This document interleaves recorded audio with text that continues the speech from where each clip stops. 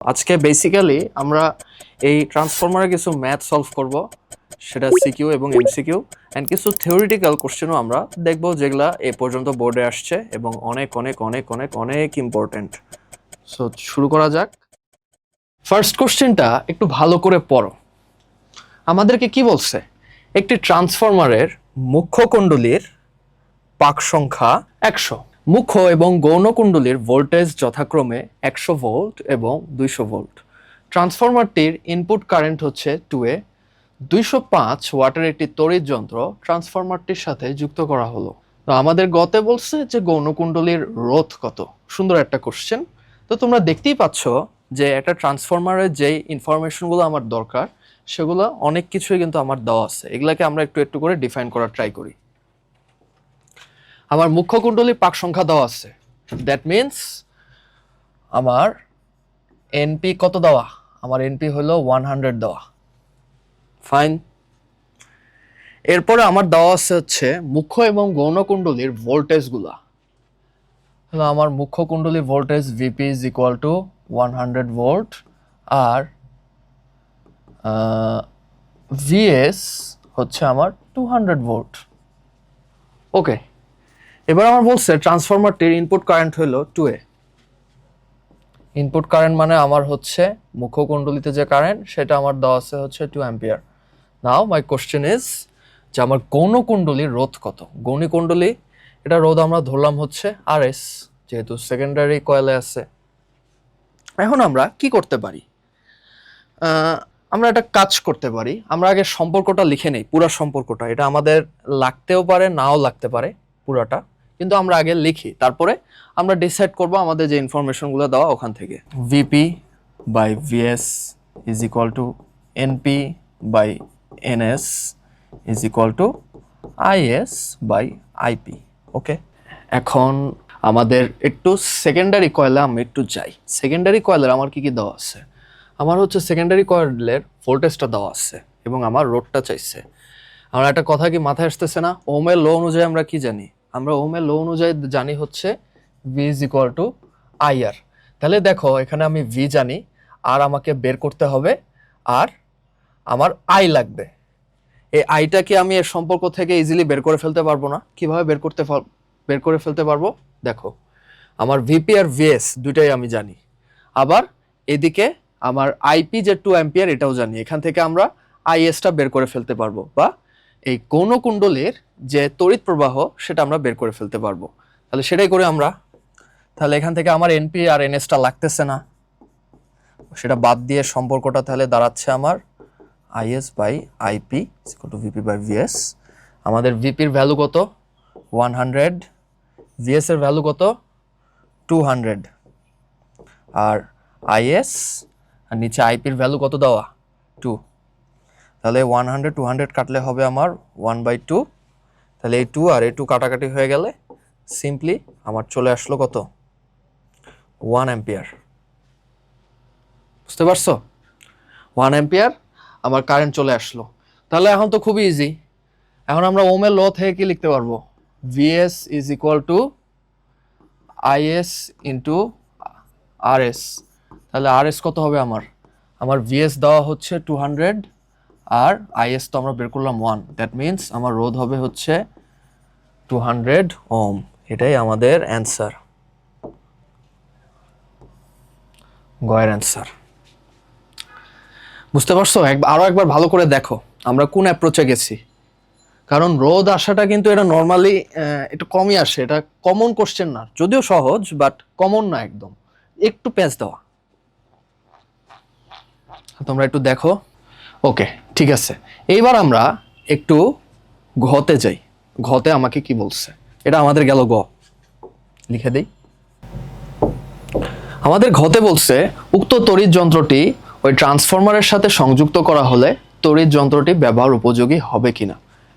হ্যাঁ, তার মানে কি আমাদের এইটা দাঁড়ায় না যে আমার পি যে আউটপুট, আমার এই ট্রান্সফরমারের যে আউটপুট, এইটা আমার 205 ওয়াট বা এর বেশি হইতে হবে, নাইলে তো এখান থেকে আমি ওই এনার্জিটা পাবো না, বা ওই পাওয়ারটা তো পাবো না যন্ত্রটা চালানোর জন্য। সো এটা আমার বের করতে হবে। তো আমরা কোনো ধরনের ক্যালকুলেশনে যাব না, আমরা একটা জিনিস জানি ট্রান্সফরমারের ক্ষেত্রে P output is equal two P input. তাহলে আমাদের পি ইনপুট কি হবে? আমাদের পি ইনপুট হবে হচ্ছে ভিপি ইন্টু আইপি। দেখো আমাদের দুইটাই দেওয়া আছে কিনা, আমাদের কিন্তু দুইটাই দেওয়া আছে। আমাদের ভিপি হচ্ছে 100 আর আইপি কত? আমার আইপি হচ্ছে 2 অ্যাম্পিয়ার।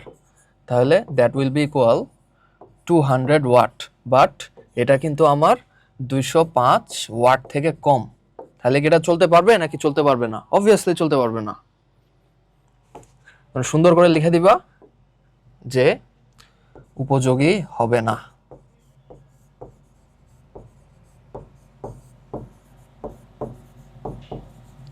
তোমরা একটু এই ইনফরমেশনগুলো খাতায় তুলে করো, কারণ ঘতে তোমাদের 4 মার্কস। তো আমার এখানে অ্যাকচুয়ালি লেখার খুব বেশি জায়গা নাই দেখে আমি এক লাইনে ম্যাথটা করে দিছি, বাট তোমরা একটু ওইভাবেই করার ট্রাই করো। তাহলে আশা করি সবাই বুঝতে পারছি।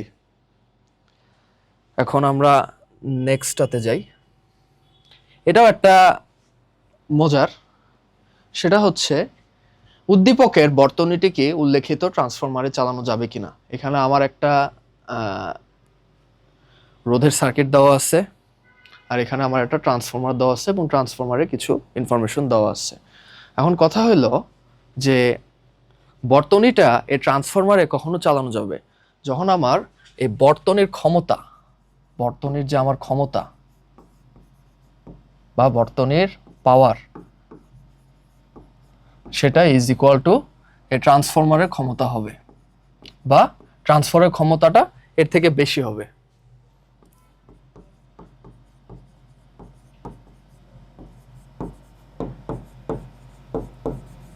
সম্পর্কটা একটু আরেকটু পারফেক্টলি লিখি, শুধু তো সমান না, এর থেকে বড় হইতে হবে। তাহলে দেখো এখানে যে আমার সার্কিটটা দেওয়া আছে, এই সার্কিটে কিছু রোধের মান অবশ্য মিসিং, এর সবগুলো হবে আমার 2 ওহম।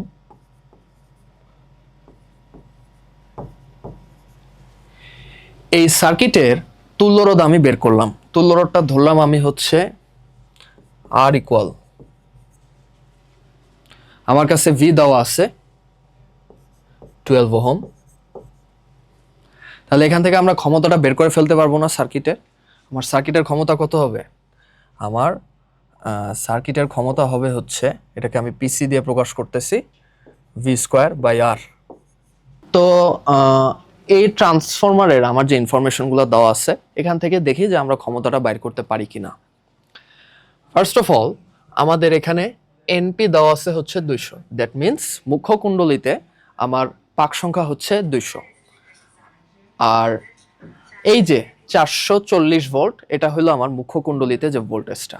আর এখানেও তোমরা দেখতে পাচ্ছ NS is equal to 100, NS is equal to 100 মানে হলো এই যে গৌণ কুণ্ডলিতে আমার যে পাক সংখ্যা। আর এখানে আমার ওখানকার কারেন্টটা দিয়ে দিছে হচ্ছে 6 অ্যাম্পিয়ার। এখন দেখি তো এখান থেকে আমরা কোনোভাবে ক্ষমতাটা বের করে ফেলতে পারি কিনা।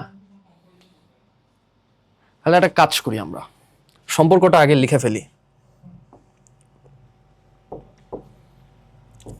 VP by VS is equal to NP by NS is equal to IS by IP লিখলাম।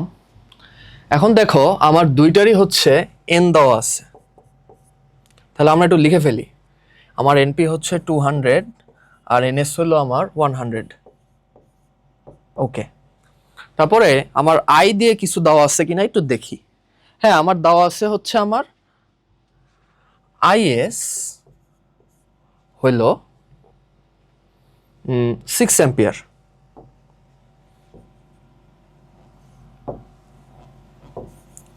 আর IP আমাদের বের করতে হবে। তো IP যদি আমি বের করি তাহলে সেটা কত আসতেছে? এখানে 0 0 যদি কাটাকাটি করে দেই তাহলে আমার IP আসতেছে হচ্ছে 3 অ্যাম্পিয়ার। মানে এই যে এইখানে আর কি, এখানে আমার IP হবে হচ্ছে 3 অ্যাম্পিয়ার। তো একটা জিনিস তো আমরা জানি যে আমরা যদি ইনপুট বা আউটপুট কোনো একটার পাওয়ার যদি বের করে ফেলতে পারি, ওইটাই আলটিমেটলি আমার পুরো যে ট্রান্সফরমার সেটার পাওয়ার। তাহলে আমাদের পাওয়ার কত হবে? পাওয়ার অফ ট্রান্সফরমার, আমার পাওয়ার অফ ট্রান্সফরমার যদি আমি পিটি দিয়ে প্রকাশ করি তাহলে আমার কাছে ভিপি জানা আছে আইপি জানা আছে, তাহলে 3 ইন্টু 440, দ্যাট মিনস আমার অ্যান্সার কত হয় 3 ইন্টু 440, 1320 ওয়াট। এটা হচ্ছে আমার এই ট্রান্সফরমার, সেটার ক্ষমতা। তো তোমাদের এই সার্কিটের ক্ষমতাটা আমি আর বের করে দেখাইলাম না, তোমরা অলরেডি এই চলতরিতার অধ্যায়ে কেমনে তুল্যরোধ বের করে ক্ষমতাটা বের করে ফেলতে পারবা সেটা শিখে আসছো।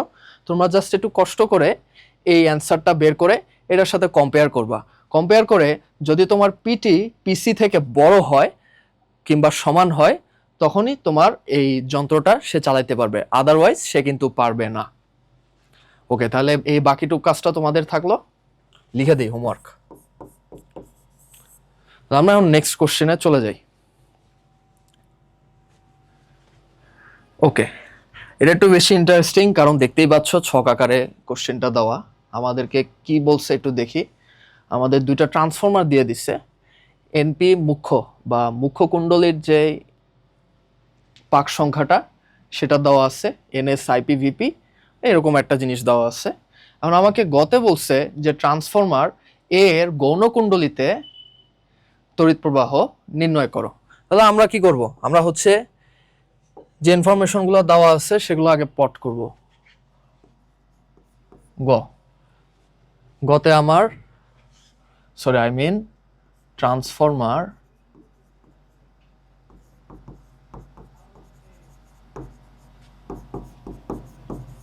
এতে আমার এনপি দেওয়া আছে হচ্ছে 30, এনএস না হ্যাঁ এনএস 300, তারপরে আইপি 6 অ্যাম্পিয়ার অ্যান্ড ভিপি আমার দেওয়া আছে হচ্ছে 500 ভোল্ট। এখন আমার এখানে চাইছে হচ্ছে is is equal two what. এখন আমাদের এখানে কিন্তু সবকিছু দেওয়াই আছে, আমরা খুব সহজেই লিখতে পারবো NP by NS is equal to IS by IP. আমার ভি এর সম্পর্কে যাওয়াই লাগতেছে না, কারণ আমার এই পুরো সম্পর্ক থেকে তিনটা ইনফরমেশন আমার একদম গরম গরম দেওয়া আছে। তাহলে বের করে ফেলি, IS is equal to NP IP by NS. তাহলে এনপি কত আমাদের, এনপি হলো আমাদের 30, আইপি হলো আমাদের 6, আর এনএস কত, এনএস হলো আমাদের 300। দ্যাট মিনস আমাদের অ্যান্সার হবে হচ্ছে 0.6 অ্যাম্পিয়ার। বুঝতে পারছো? গ নাম্বারটা তো অনেক ইজি ছিল, তারপরে দেখা দিলাম। এবার আমরা আসি হচ্ছে ঘ নাম্বারে। আমাদেরকে বলছে যে ট্রান্সফরমার এ এবং বি এর মধ্যে কোনটি বসত বাড়িতে এবং কোনটি শিল্প কারখানায় তোমার ব্যবহার উপযোগী তা গাণিতিকভাবে বিশ্লেষণ করো। আর আমরা একটা কাজ করি, আমরা দুইটা সার্কিটেরই আউটপুট ভোল্টেজটা বাইর করি বা ভিএসটা বাইর করি, তারপরে ওখান থেকে আমরা একটা ডিসিশনে আসি। ওকে, ঘ। প্রত্যেকটা ঘয়ের জন্য আমি একটু লেখার জায়গায় কম পাচ্ছি, তোমরা আরেকটু এলাবোরেটলি লিখো। এ এর জন্যে আমি হচ্ছে ভিএসটা একটু বের করব। সেই ভিএসটা আমরা কিভাবে বের করতে পারি, অনেক ইজিলি বের করতে পারবো আমরা। NP by NS is equal to VP by VS.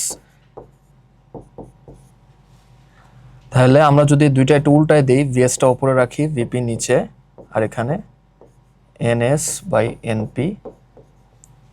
তাহলে এখান থেকে আমরা লিখতে পারবো হলো ভিএস ইজ ইকুয়াল টু, ভিপির ভ্যালু কত, ভিপির ভ্যালু হচ্ছে আমাদের 500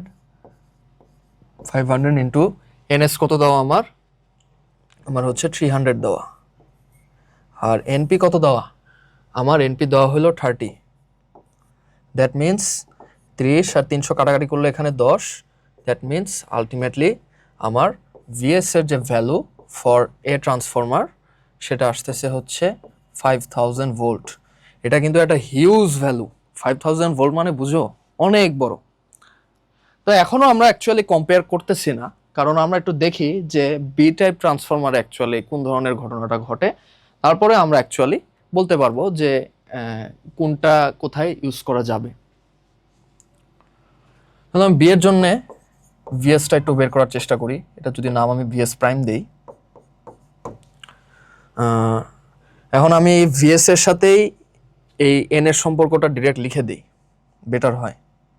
VS prime is equal to NS prime VP prime divided by NP prime. এখন আমার এনএস এর ভ্যালু কত, এটার 30, আর ভিপি এর ভ্যালু কত 500, আর এনপি এর ভ্যালু কত আমার এনপি প্রাইমের ভ্যালু হচ্ছে এখানে 60। তাহলে দেখা যাবে আমার অ্যান্সার আসতেছে হচ্ছে 250 volt, which is very close two 220 volt, যেটা আমরা বাসা বাড়িতে নর্মালি ইউজ করে থাকি। তাহলে তোমরাই বলো যে আমরা কোনটা কোথায় ইউজ করতে পারবো। অবভিয়াসলি আমার যে বি ট্রান্সফরমার, এটা আমি বাসাতে ইউজ করব, কারণ বাসাতে আমার মোটামুটি 220-এর আশেপাশে একটা ভোল্টেজ প্রয়োজন পড়ে, এবং 250টা 220-এর অনেক কাছাকাছি। And on the other hand আমার এ ট্রান্সফরমারের জন্য আমার কত, আমার হচ্ছে 5000 ভোল্ট আসতেছে। আর 5000 ভোল্ট এটা কিন্তু আমরা আসলে নর্মালি বাসা বাড়িতে ইউজ করে থাকি না, এবং এটা শিল্প কারখানায় তোমার আসলে অনেক হিউজ হিউজ কাজ হয়, তো অনেক বড় বড় প্রোডাকশনের কাজ হয়, অনেক ধরনের যন্ত্রপাতি ইউজ করা হয়, প্রচুর পাওয়ার ওখানে খরচ হয়। দ্যাটস ওয়াই সেখানে আমার একটু বড় মানের ভোল্টেজটা দরকার। তাহলে আমরা লিখে দিই, এটা হচ্ছে কলকারখানা আর এটা হলো বাড়িতে। ক্লিয়ার? এভাবে তোমার একটু মাথা খাটায় অ্যান্সার করতে হবে। ঠিক আছে, তাহলে আমি নেক্সট কোশ্চেনে চলে যাই। ওকে, এই কোশ্চেনটা একটু মনোযোগ দিয়ে বোঝার চেষ্টা করো। হ্যাঁ, তাহলে একটু পড়ি। একজন শিক্ষার্থী পদার্থবিজ্ঞান ল্যাবে একটি উচ্চধাপী ট্রান্সফরমার তৈরি করছিল। তার ট্রান্সফরমারের মুখ্যকুণ্ডলীর পাক সংখ্যা হচ্ছে আমার 500, এবং এতে 220 ভোল্টের এসি সোর্স যুক্ত করা আছে। সে গৌণ কুণ্ডলীতে 440 ভোল্ট আউটপুট পাওয়ার উদ্দেশ্যে মোট 1000টি পাক পেঁচায়। ওকে, কিন্তু ভুলবশত সে গৌণ কুণ্ডলী পেঁচানোর সময় শেষের 100টি পাক সোজা দিকে না দিয়ে উল্টা দিকে পেঁচায় ফেলে। জিনিসটা বুঝতে পারছো? আমি তো তোমাদেরকে একটু বোঝানোর জন্য একে দেখাই। মনে করো যে সে যে 1000টা প্যাঁচ দিচ্ছে, তার মধ্যে কয়েকটা প্যাঁচ সে একদিকে দিচ্ছে, এরপরে তার প্যাঁচটা সে এইভাবে দেওয়ার কথা না, বাকিটা সেইভাবে না দিয়ে সে কি করছে, কি সে বাকি প্যাঁচগুলা উল্টা দিকে দিয়ে দিচ্ছে। এই যে এরকম, যদিও চিত্র দেখে বোঝা যাচ্ছে না ক্লিয়ারলি, বাট জিনিসটা আসলে এরকম যে আমার ডিরেকশনটা উল্টে উল্টে গেছে আর কি। তো এখন বলছে যে আমার বর্তমানে ট্রান্সফরমারটির গৌণ কুণ্ডলীর প্রকৃত আউটপুট ভোল্টেজ নির্ণয় করো। ওকে, এখন আমার প্রকৃত আউটপুট ভোল্টেজ বলতে এখানে অ্যাকচুয়ালি কি বুঝাইছে দেখি তো। আমাদের মুখ্য কুণ্ডলীর পাক সংখ্যা দেওয়া আছে, তার মানে আমার এন প্রাইমারি দেওয়া আছে 500, আর ভিপি দেওয়া আছে হচ্ছে 220 ভোল্ট, আর গৌণ কুণ্ডলীতে কি করছে সে, ভি এস সমান সমান হলো তোমার 440 ভোল্ট, আর সে বলছে যে 1000টি সে পাক পেঁচাইছে। সো এখানে আমার 1000 হওয়া উচিত, বাট এখানে একটা কাহিনী কি হয়েছে, কাহিনীটা হয়েছে হচ্ছে 100টা প্যাঁচ সে সোজা দিকে না দিয়ে উল্টা দিকে দিয়ে ফেলছে। এখন এই উল্টা দিকে দিয়ে ফেলার কারণে অ্যাকচুয়ালি কি হবে একটু ভালো করে একটু বোঝার চেষ্টা করো। সেটা হলো, আমার এই প্যাঁচ দেওয়ার উদ্দেশ্য কি ছিল? আমার এই প্যাঁচ দেওয়ার উদ্দেশ্যটা বেসিক্যালি ছিল যে ওই যে আমরা যখন সলিনয়েড পড়ছিলাম না, সলিনয়েডে তার পেঁচানোর ফলে সেখানে একটা সুষম চৌম্বক ক্ষেত্র সৃষ্টি হয়েছিল, তাই না? এই সুষম চৌম্বক ক্ষেত্র তৈরি করার কারণে আমার সেখানে আলটিমেটলি ট্রান্সফরমারে একটা চৌম্বক ক্ষেত্রের চেঞ্জ হয় ইনপুট আর আউটপুটে, আর সেই কারণেই আমার হচ্ছে ইলেকট্রোমোটিভ ফোর্স ইনডিউস হয় অ্যান্ড সেভাবেই আমার যন্ত্রটা চলে। তো এখানে যে ঘটনাটা ঘটছে, সে যখন উল্টা করে প্যাঁচ দিচ্ছে, আমাদের মনে হইতে পারে যে তার মানে হয়তো আমার 100টা পাক আমার মাইনাস করে দিলেই হবে, যেহেতু সেটা ভুলভাবে দেওয়ার। বাট সেটা কিন্তু অ্যাকচুয়ালি হবে না। ঘটনাটা ঘটবে হচ্ছে এই যে এখানে আমার যে উল্টা করে মনে করো আমার 100টা প্যাঁচ দেওয়া, আর এখানে 1000টা পাক আমি এখানে মনে করতেছি এখানে আমার 100টা পাক ঠিক মতো দেওয়া। তো বেসিক্যালি হবে কি, এই উল্টা দিকে যে প্যাঁচ দিছে না, সেখানে আমার একটা চৌম্বক ফ্লাক্স বা আলটিমেটলি চৌম্বক ক্ষেত্র ক্রিয়েট হবে। চৌম্বক ক্ষেত্রটা মনে করো তোমার, ধরে নিলাম এই জিনিসটা যে এরকমই হবে এমন না, হিসাবের সুবিধার্থে, বা একদিকে তো হবে যে উল্টা দিকের যে চৌম্বক ক্ষেত্র সেটা একদিকে হবে, আর সোজা যেটা প্যাঁচ দেওয়া আছে সেটা তার ঠিক অপোজিটে হবে। তো মনে করলাম যে এটা আমার হচ্ছে অ্যান্টি ক্লকওয়াইজ হইল এই উল্টা প্যাচের জন্য, তাহলে আমার 100টা যে ঠিক প্যাচ সেটার জন্য আমার তাহলে ক্লকওয়াইজ হবে।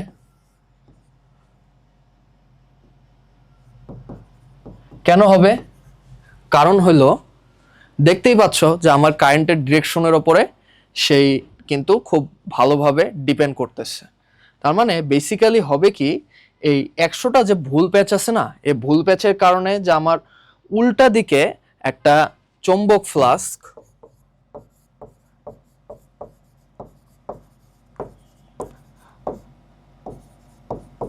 বা চৌম্বক বলরেখা থাকবে না, বা চৌম্বক ক্ষেত্র বলতে পারো, চৌম্বক ক্ষেত্র, সেইটা এই 100টা ক্লকওয়াইজ যে চৌম্বক ক্ষেত্র সেটাকে সে মাইনাস করে দিবে। বুঝতে পারছো? তাহলে এটা যদি এই 100টা ভুল প্যাচ যদি 100টা সঠিক প্যাচকে মাইনাস করে দেয়, তাহলে কি হবে বলো তো? তার মানে বেসিক্যালি আমার মোট 200টা প্যাচ এই ট্রান্সফরমারে কিন্তু আমার কোনো ভূমিকায় রাখতে পারতেছে না। বুঝতে পারছো?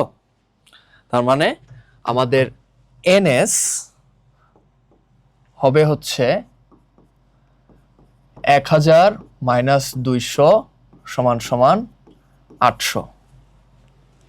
তাহলে এবার আমরা ম্যাথটা একটু করি। আমাদের প্রকৃত আউটপুট ভোল্টেজ চাইছে, আমরা আচ্ছা এখানে আমি একটু ভুল করছিলাম যে 440 ভোল্ট এটা তার আউটপুট পাওয়ার উদ্দেশ্য ছিল, মানে এটা তার উদ্দেশ্য ছিল হচ্ছে 440 ভোল্ট, আর 440 ভোল্ট এটা পাওয়ার জন্য সে 1000টা পাক সংখ্যা দিছিল, কিন্তু এখানে তো সে কিছু গ্যাঞ্জাম করে ফেলছে। এই গ্যাঞ্জাম করার কারণে আমার আউটপুটে এখানে একটা চেঞ্জ আসবে। সেই চেঞ্জটা কি? চেঞ্জটা হচ্ছে আমরা যদি লিখি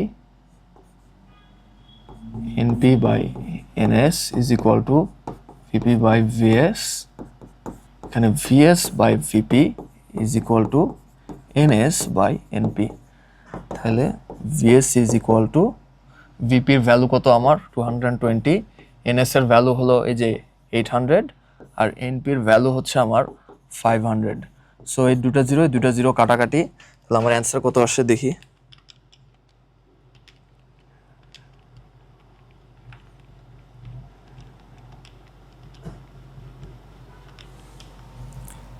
আমার অ্যাকচুয়ালি আসতেছে কিন্তু 252 ভোল্ট।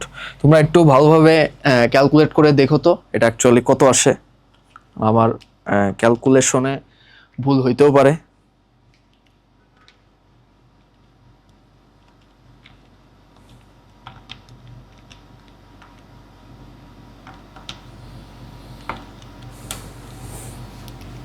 আই গেস ঠিকই আছে। তো বেসিক্যালি আমার ভোল্টেজ পাওয়ার কথা ছিল কত? 440, বাট আমরা পাইছি হচ্ছে 352 ভোল্ট। দ্যাট মিনস আমার যদি কোনো একটা ভোল্টেজ আউটপুট পাইতে হয়, এবং আমার কিন্তু সেভাবেই এই যে পাকগুলো আছে পাকগুলা একই ডিরেকশনে দিতে হবে, নাইলে দেখতেই পাচ্ছ কি ঘটনা ঘটছে। তার পাওয়ার কথা হলো 440 ভোল্ট, বাট সে পাইছে হচ্ছে 352 ভোল্ট। এখন কথা হলো, মনে করি যে সে হচ্ছে এই 1000টা পাক সে ঠিকভাবে দিল, তাহলে কত হইতো দেখি তো। তখন আমার হইতো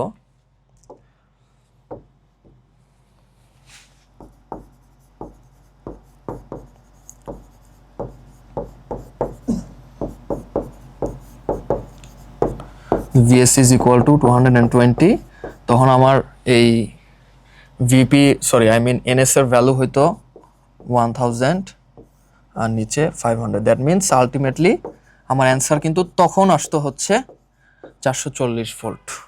তো বেসিক্যালি এটাই। আর ঘ নাম্বারে দেখো, ঘ নাম্বারে আমার কিন্তু এই কোশ্চেনটাই বলছে যে যেহেতু মাত্র 100টি পাক উল্টা হয়েছে, তাই কার্যকর পাক সংখ্যা শুধু 100টি কমে 900টি হবে।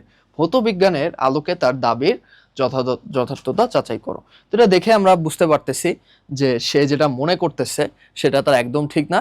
কারণ শুধুমাত্র 100টা পাক উল্টা দিছে মানে যে শুধু 100টা মাইনাস হয়ে যাবে সেটা না।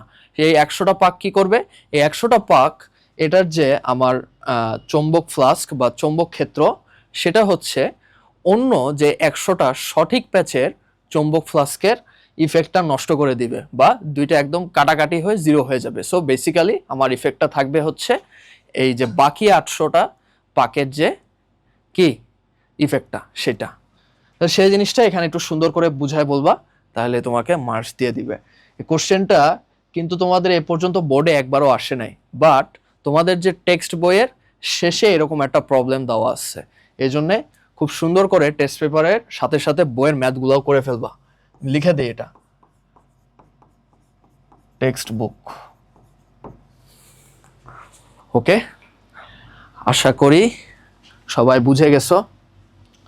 এখন নেক্সট স্লাইডে, এটা হচ্ছে আমাদের এই চ্যাপ্টারের লাস্ট সিকিউ।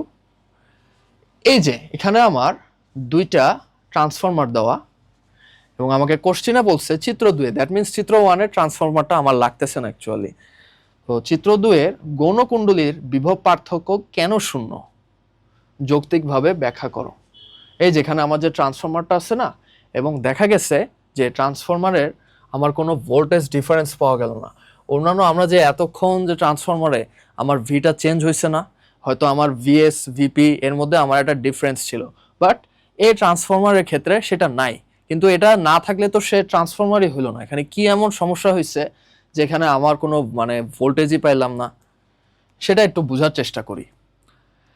একটা জিনিস খেয়াল করো, আমরা ট্রান্সফরমারে কোন ধরনের কারেন্টটা ইউজ করতেছি। Obviously AC current. এই এসি কারেন্টটা ইউজ করার কারণ কি বলতো?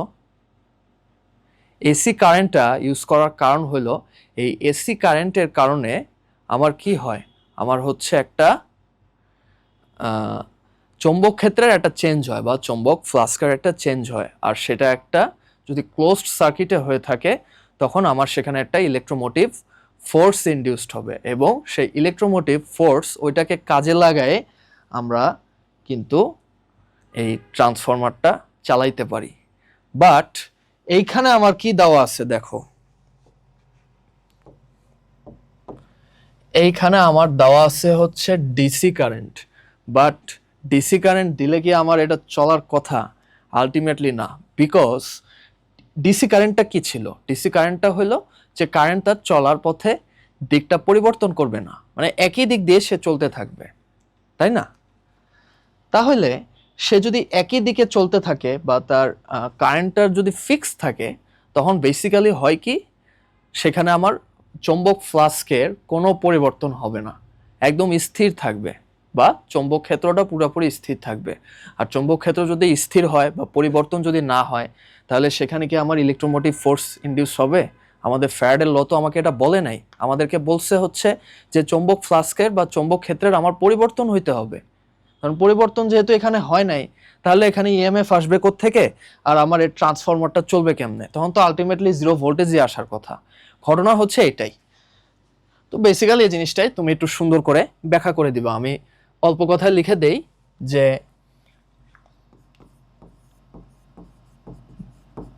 ডিসি কারেন্ট এর জন্য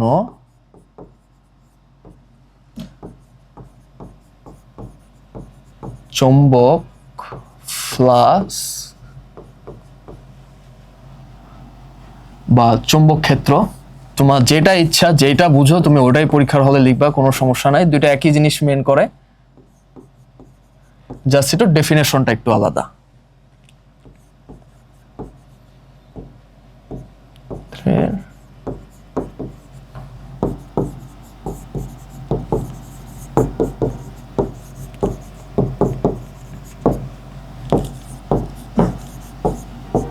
তাই ফ্যারাডের সূত্র মানে না, মানে আমি জাস্ট সংক্ষেপে লিখে দিলাম, বাট তুমি এটা জিনিসটা আরো ডিটেল ভাবে বর্ণনা করবা। কি করবা, ফার্স্টে একটা ট্রান্সফরমার কিভাবে চলে সেটা বললা, আবার সেখানে ফ্যারাডের ল সম্পর্কেও কিছু বলে দিতে পারো, যে এসি কারেন্টের কারণে সেখানে আমার ফ্লাস্কের চেঞ্জ আসতেছে, দ্যাটস ওয়াই সেখানে আমার ইএমএফটা ইনডিউসড হচ্ছে, আর যেহেতু ডিসি কারেন্টে কোনো কিছু চেঞ্জ হয় না, তাই এটা আমার ট্রান্সফরমারটা চলবে না, এরকম ভাবে লিখে দিবা। ওকে, এটা কিন্তু তোমাদের বোর্ড কোশ্চেন, এটা আসছিল কুমিল্লা বোর্ড 2019 সালে সম্ভবত। তাহলে এরকম ধরনের একটু ট্রিকি কোশ্চেন কিন্তু তোমার বোর্ডে দিয়ে দিতে পারে, তোমার জাস্ট চোখ কানটা একটু খোলা রাখতে হবে। তুমি এখানে অনেকে যারা পরীক্ষায় বসছিল তারা অনেকে কিন্তু দেখতেই পায় না যে এখানে আমার ইনপুটের কথা বলা আছে। তো ইনপুটের কথা যদি তুমি না খেয়াল করো তাহলে তো বুঝতে পারবে না যে এটা আমার কেন 0 ভোল্টেজ হচ্ছে, তাই না? ওকে,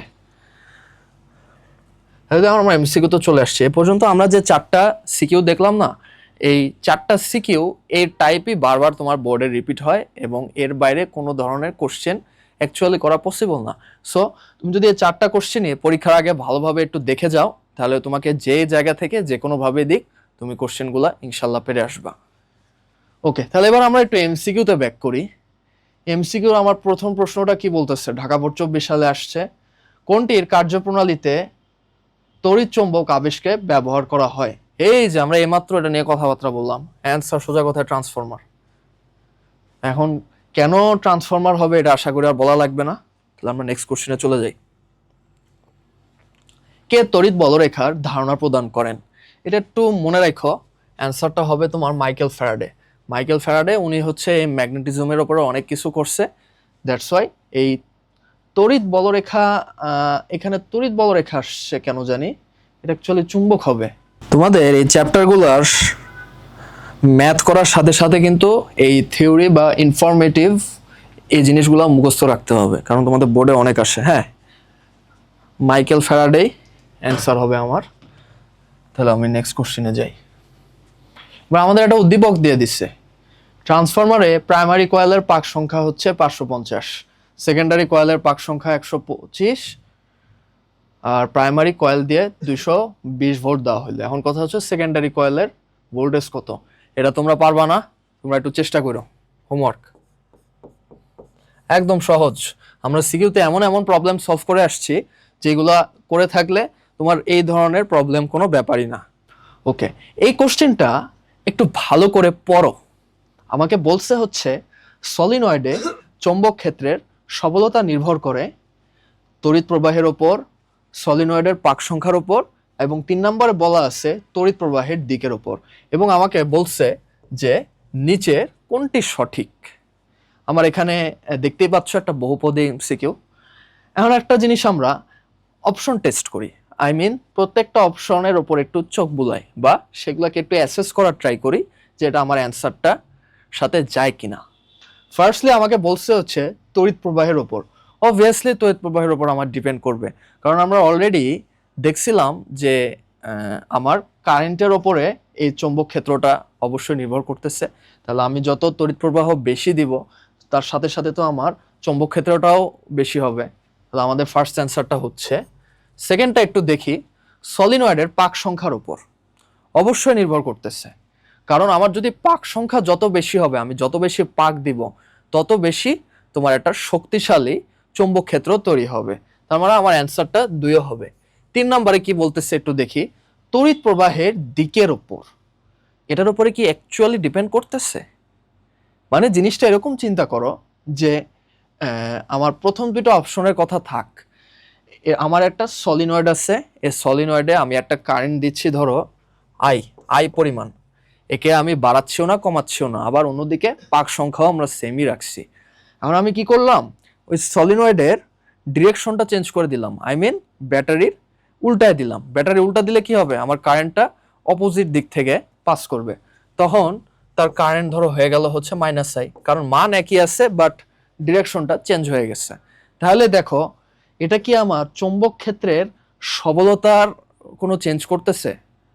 আমার কিন্তু কোনো চেঞ্জ করতেছে না, শুধুমাত্র কি হচ্ছে, আমার চৌম্বক ক্ষেত্রের দিকটা উল্টায় যেতে পারতেছে, বাট সবলতা যেটা সেটাই আছে।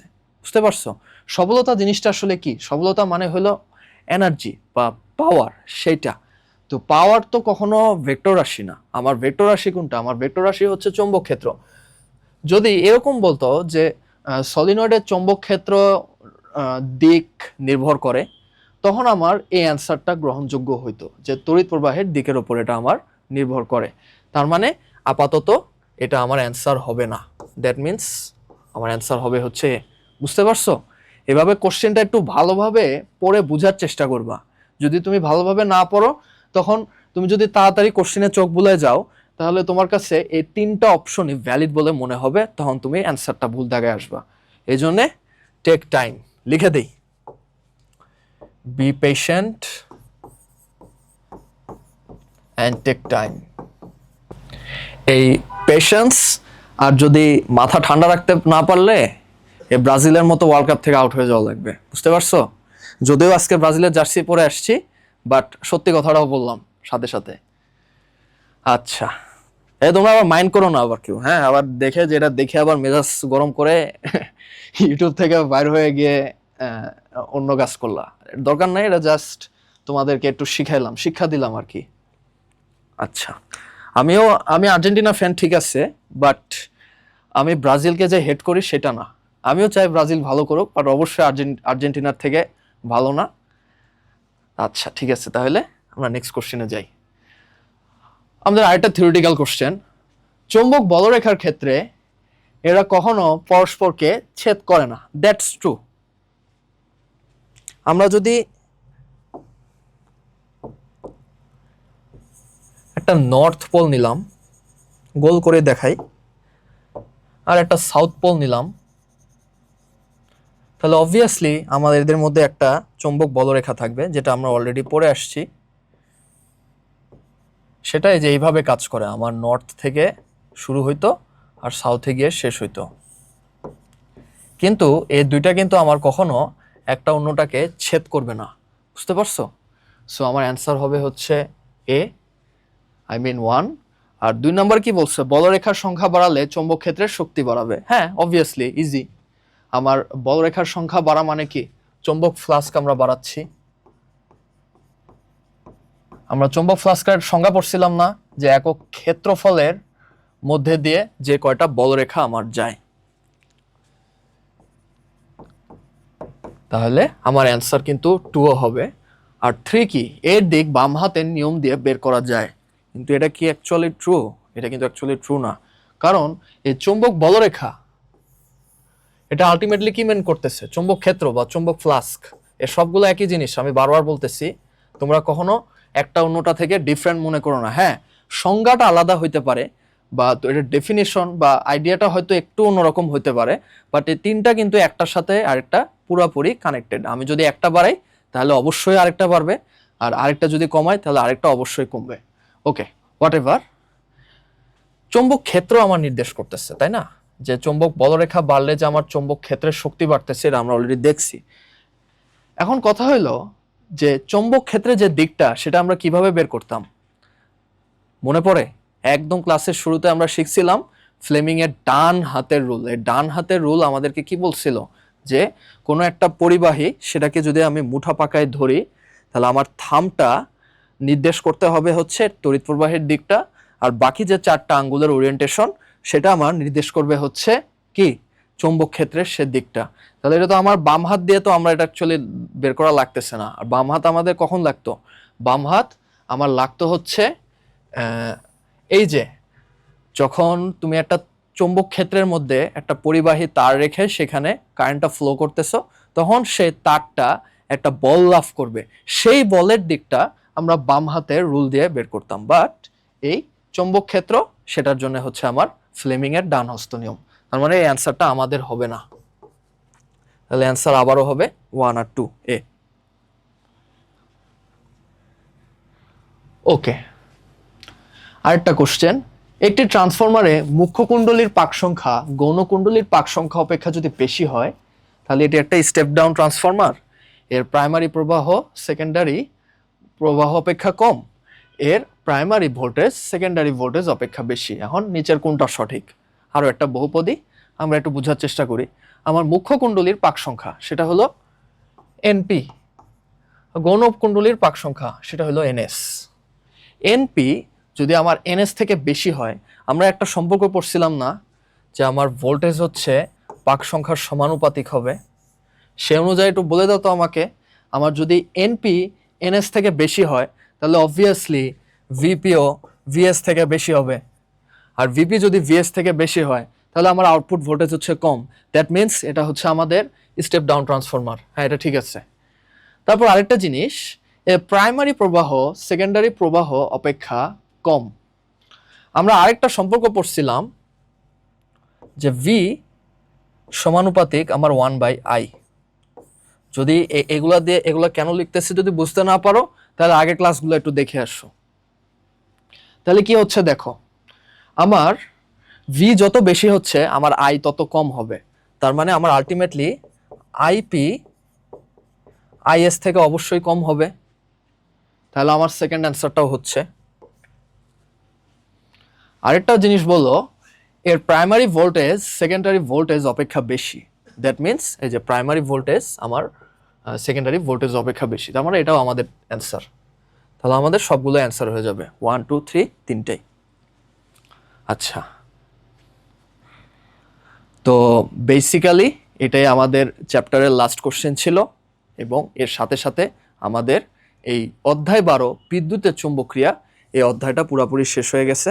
আশা করি তোমাদের এই 4টা ক্লাসে খুব বেশি ভালো লাগছে, এবং কোনো জিনিস নিয়ে যদি আমাদের কনফিউশন মনে হয় যে এই জিনিসটা আমি বুঝতে পারতেছি না ভিডিও দেখে বারবার, তখন সুন্দর করে আমাদের রিথিঙ্কের ফেসবুক গ্রুপে একটা পোস্ট করে দিবা। তো আমরা যারা টিচার্সরা আছি যথাসাধ্য চেষ্টা করব তাড়াতাড়ি তোমার ডাউটটা ক্লিয়ার করে দেওয়ার।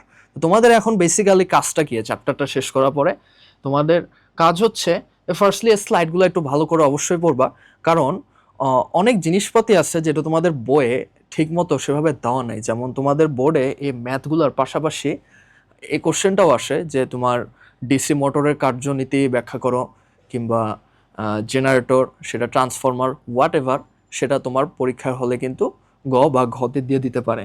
তো তুমি যদি বই দেখো, বই দেখবা যে জিনিসগুলো তোমার পয়েন্ট আকারে খুব সুন্দর করে ব্যাখ্যা করা নাই। বাট আমি আমার এই স্লাইডে চেষ্টা করছি তোমাদেরকে একটু দেখাই যে কোনো একটা দিয়া। এই যে ট্রান্সফরমার একদম পুরো পয়েন্ট আকারে কিন্তু আমি এখানে লিখে দিচ্ছি, এটা পড়ে তোমরা খুব সুন্দর করে বুঝতেও পারবা। তো এগুলা পড়বা, এর সাথে সাথে তো অবশ্যই বইটা তো অবশ্যই পড়বা। পড়ার পরে এই তোমার টেস্ট পেপারে যে প্রবলেমগুলো আছে সেগুলো একটু দেখতে থাকবা। তারপর দেখবা যে এই চ্যাপ্টারটা তো অ্যাকচুয়ালি তেমন কঠিন কিছু না, অনেক সহজ, কিন্তু বোর্ডে প্রত্যেক বছরই ট্রাই করে এখান থেকে একটা কোশ্চেন তোমার দেওয়ার, সো ওইটা সহজে অ্যান্সার করে ফেলতে পারবা। তো আজকে এই পর্যন্তই, আল্লাহ হাফেজ।